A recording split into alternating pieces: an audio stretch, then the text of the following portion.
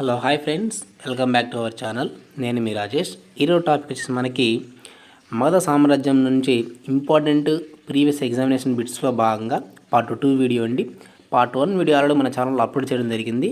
మీరు ఒకసారి మన ఛానల్ని ఓపెన్ చేయగానే ప్లేలిస్ట్లోకి వెళ్తే కనుక అక్కడ మీకు హిస్టరీ ఇంపార్టెంట్ బిట్స్ అనేటువంటి ప్లేలిస్ట్ అయితే కనపడుతుంది. దాంట్లో మీకు వరుసగా ఈ టాపిక్స్ మీకు అప్లోడ్ చేయడం జరుగుతుంది. చాలా జాగ్రత్తగా అబ్జర్వ్ చేయండి. సో హిస్టరీకి సంబంధించినటువంటి ప్రతి టాపిక్ సంబంధించి మీకు ఇక్కడ ఇలాంటి క్వశ్చన్స్ మీకు అయితే ఇవ్వడం జరుగుతుంది. చాలా జాగ్రత్తగా అబ్జర్వ్ చేయండి.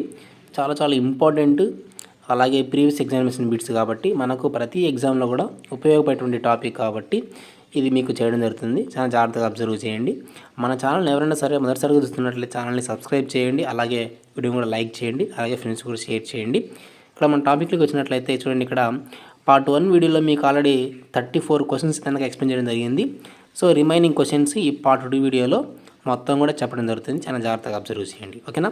సో ఇక్కడ మనం టాపిక్లోకి వచ్చినట్లయితే చూడండి, ఇక్కడ 35th క్వశ్చన్ చూడండి. ఇక్కడ కలియుగ ప్రారంభము ఎప్పుడని చెప్పబడింది, ఓకేనా. కలియుగ ప్రారంభము ఎప్పుడని చెప్పబడింది అంటే ఇక్కడ చూడండి, ఇక్కడ క్రీస్తు పూర్వం 3102వ సంవత్సరాన్ని ఇక్కడ మనం కలియుగ ప్రారంభంగా చెప్పడం జరిగింది, ఓకేనా. నెక్స్ట్ వన్, 6వ శతాబ్ద ముఖ్య లక్షణములు ఏవి, ఓకేనా. 6వ శతాబ్దం యొక్క ముఖ్య లక్షణములు ఏమి అంటే రాజకీయ అనైక్యత, ఆధ్యాత్మిక అశాంతి, సాంఘిక విభేదములు. సో ఇవన్నీ కూడా మనకి ఏంటంటే 6వ శతాబ్దం యొక్క ముఖ్య లక్షణములుగా చెప్పడం జరుగుతుంది, ఓకే. నెక్స్ట్, 6వ శతాబ్ద కాలంలో ఉన్న 16 జనపదాలలో గణరాజ్యములు ఎన్ని? చాలా చాలా ఇంపార్టెంట్ అండి మీకు ఇక్కడ.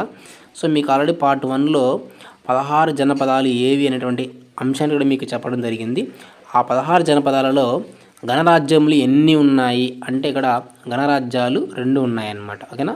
సో ఈ అంశాన్ని గుర్తుపెట్టుకోండి. నెక్స్ట్ వన్, 6వ శతాబ్ద కాలంలో ఉన్న 16 జనపదములలో రాజరిక వ్యవస్థ గల జనపదములు ఎన్ని?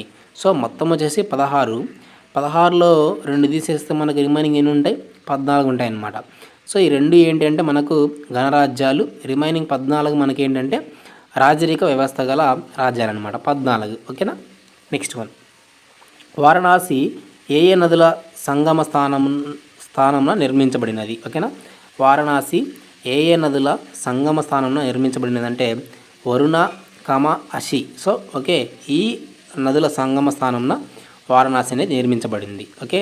నెక్స్ట్, సో వారణాసి యొక్క రాజధాని ఏదంటే కాశీ. సో ఇది మనకు తెలుసు కాబట్టి ఇంపార్టెంట్ వన్ ఇది, ఓకేనా.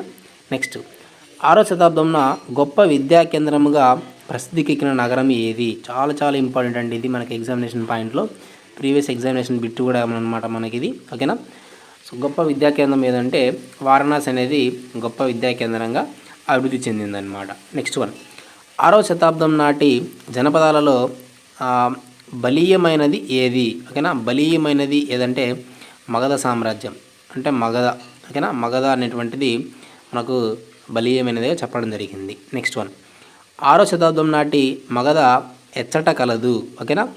6వ శతాబ్దం నాటి మగధ అనేటువంటిది ఎక్కడ, దాని యొక్క అడ్రస్ అడుగుతున్నాడు ఇక్కడ. ఎక్కడ అంటే చూడండి, ఇక్కడ బీహార్లోని పాట్నా, గయా జిల్లాలలోని ప్రాంతాన్ని మనం మగధగా చెప్పడం జరుగుతుంది. పాట్నా, గయా, మగధ అనేది బీహార్లో ఉంది, ఓకేనా. నెక్స్ట్ వన్, 6వ శతాబ్దం నాటి చేది జనపదం ప్రస్తుతం ఏది, ఓకేనా.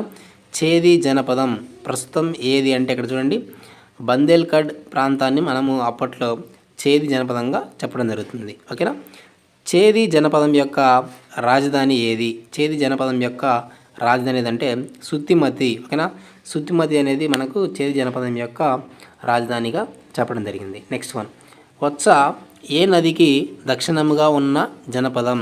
వత్స అనేది ఏ నదికి దక్షిణముగా ఉన్న జనపదం అంటే యమునా నదికి, ఓకేనా, యమునా నది. నెక్స్ట్ వన్, వత్స జనపదమునకు రాజధాని ఏది?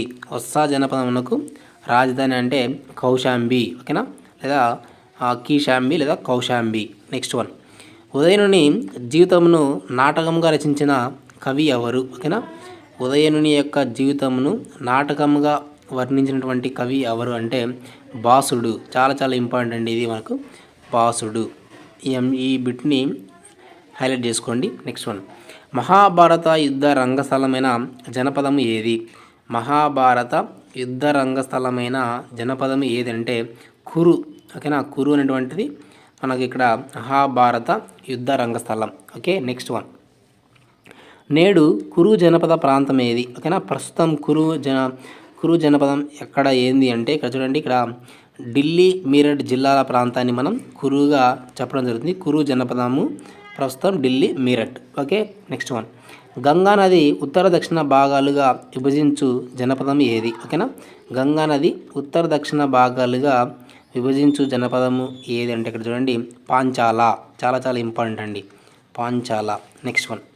పాంచాల జనపదం ఎచ్చట గలదు? ఓకేనా, ప్రజెంట్ ఎక్కడ ఉంది అంటే ఉత్తరప్రదేశ్లోని బడౌన్ ఫరూఖాబాద్ జిల్లా ప్రాంతంలో మనకి ఇక్కడ పాంచాల అనేటువంటిది అప్పటి కాలంలో ఉండేదన్నమాట. Next one. మత్స్య జనపదము నేడు ఎక్కడ ఉంది అంటే రాజస్థాన్లోని జైపూర్ ప్రాంతంలో మనకి ఇక్కడ మత్స్య జనపదం అయితే ఉందన్నమాట. Next one. మత్స్య జనపదం యొక్క రాజధాని ఏది అంటే ఇక్కడ చూడండి, విరాటపర్వం లేదా విరాట నగరం. విరాట నగరంలో మత్స్య జనపదం యొక్క రాజధాని విరాట నగరం. నెక్స్ట్. సూరసేన జనపదం యొక్క రాజధాని ఏదంటే మధుర. ఓకేనా, మధుర అనేటువంటిది సూరసేన యొక్క జనపద రాజధాని. Next one. సూరసేన జనపదం ప్రజెంట్ ఎక్కడ ఉంది అంటే నేడు ఎక్కడ ఉందంటే ప్రజెంట్ ఎక్కడ ఉందని. ఓకేనా, సో ఢిల్లీ ఆగ్రాల మధ్య ప్రాంతం మనకి ఇక్కడ సూరసేన అనేటువంటిది మగధ జనపదం అన్నమాట. ఓకేనా, నెక్స్ట్. గోదావరిపై ఉన్న ఆంధ్ర జనపదం ఏది? చాలా చాలా ఇంపార్టెంట్ అండి ఇక్కడ. ఓకేనా, ఇది నేను అండర్లైన్ చేసుకోండి. ఏదంటే అస్మక. ఓకేనా, అస్మక. సో గోదావరిపై ఉన్నటువంటి ఆంధ్ర జనపదం వచ్చేసి అస్మక.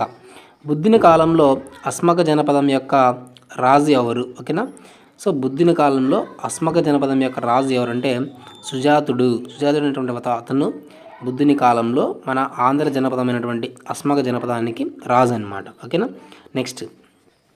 అస్మక రాజధాని ఏదంటే ఇక్కడ పుతిన్. సో పుతిన్ అనేటువంటిది అస్మక యొక్క రాజధాని. నెక్స్ట్. అవంతి జనపదం నేడు ఎక్కడ ఉంది? అవంతి జనపదం అనేది నేడు ఎక్కడ ఉందంటే మధ్యప్రదేశ్లోని మాల్వా ప్రాంతం నందు అవంతి జనపదం అయితే ఉందన్నమాట. నెక్స్ట్. గాంధార జనపదం రాజధాని ఏది? గాంధార జనపదం యొక్క రాజధాని వచ్చేసి తక్షశిల. చాలా చాలా ఇంపార్టెంట్ ఇది, మనకు ప్రీవియస్ ఎగ్జామినేషన్ బిట్టు కూడా ఇది. ఓకేనా, గాంధార జనపదం యొక్క రాజధాని. Next one. గాంధార జనపదము నేడు ఎక్కడ ఉంది? గాంధార జనపదము నేడు ఎక్కడ ఉందంటే రావల్పిండి పెషావర్ల ప్రాంతం. ఓకేనా, రావల్పిండి పెషావర్ల ప్రాంతాన్ని మనం గాంధార జనపదంగా చెప్పడం జరిగింది. Next one. కాంబోజా జనపదం రాజధాని ఏది అంటే ఇక్కడ చూడండి, రాజాపురం. ఓకేనా, రాజాపురం. నెక్స్ట్. గణరాజ్య సమైక్యలేవి. ఓకేనా, గణరాజ్యం యొక్క సమైక్యలేవి అంటే చూడండి ఇక్కడ వజ్జీ గణరాజ్య సమైక్య, మల్లా గణరాజ్య సమైక్య. మీకు గణరాజ్యాలు రెండని చెప్పా కదా, అవి ఏంటంటే వజ్జీ, నెక్స్ట్ వన్ వచ్చేసి మల్లా. సో ఈ రెండు కూడా గణరాజ్యాలు. రిమైనింగ్ 14 కూడా, మొత్తం 16 కదా. సో 16లో 2 పోతే 14. సో ఈ 2 అనేది మనకు గణరాజ్యాలు. ఇది వచ్చేసి రాచరిక వ్యవస్థ గల రాజ్యాలు 14. ఓకేనా, నెక్స్ట్ వన్. షోడశ మహాజనపదముల యందు పాలనా వ్యవస్థ ఎన్ని రకములు అంటే ఇక్కడ 2 రకాలుగా చెప్పడం జరిగింది. ఈ అంశం డైరెక్ట్గా గుర్తుపెట్టుకోండి. Next one.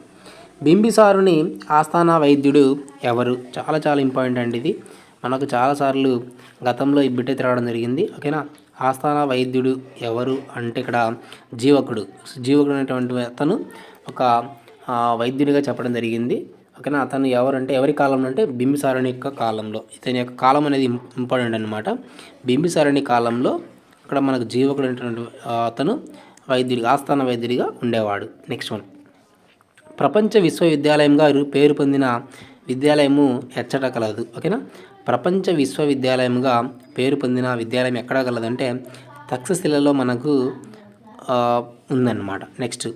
భూమండలం ఎందలి క్షత్రియులందరినీ నిర్మూలించిన వాడని పురాణంలో పేర్కొన్న రాజు ఎవరు? ఓకేనా, సో మహాపద్మనందుడిని మనము భూమండలం అందలి క్షత్రియులందరినీ నిర్మించిన వాడిగా పురాణాలలో చెప్పడం జరిగింది. నెక్స్ట్.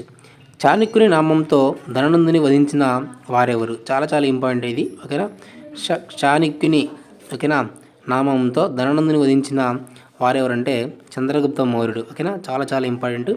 చంద్రగుప్త మౌర్యుడే మనకు మౌర్య సామ్రాజ్యాన్ని స్థాపించినటువంటి వ్యక్తిగా చెప్పడం జరుగుతుంది. నెక్స్ట్, నందులు ఏ మతాన్ని అవలంబించారు? ఓకేనా, నందవంశం అనేటువంటి రాజులు ఏ మతాన్ని అవలంబించారంటే జైన మతాన్ని అయితే అవలంబించడం జరిగింది. ఇది కూడా మనకు చాలా చాలా ఇంపార్టెంట్ ప్రీవియస్ ఎగ్జామినేషన్ బిట్ అనమాట. నెక్స్ట్ వన్, అలెగ్జాండర్ ఎవరి శిష్యుడు? ఓకేనా, అలెగ్జాండర్ అనేటువంటి వ్యక్తి ఎవరి శిష్యుడు అంటే అరిస్టాటిల్ యొక్క శిష్యుడు అలెగ్జాండర్. నెక్స్ట్ వన్, అలెగ్జాండర్ భారతదేశ దండయాత్రలకు ఆధారములు ఏవి? ఓకేనా, అలెగ్జాండర్ భారతదేశ దండయాత్రలకు ఆధారములు ఏవి అంటే ఇక్కడ చూడండి, ఇక్కడ స్ట్రాబో, ఏరియన్, ప్లూటార్క్స్ మొదలైన గ్రీకు రచయితల రచనలు. ఓకేనా, స్ట్రాబో రచనలు, అలాగే ఏరియన్ రచయితలు, అలాగే ప్లూటార్క్ యొక్క గ్రీకు రచయితల యొక్క రచనల ద్వారా అలెగ్జాండర్ భారతదేశం యొక్క దండయాత్రలకు సంబంధించినటువంటి ఆధారాలు.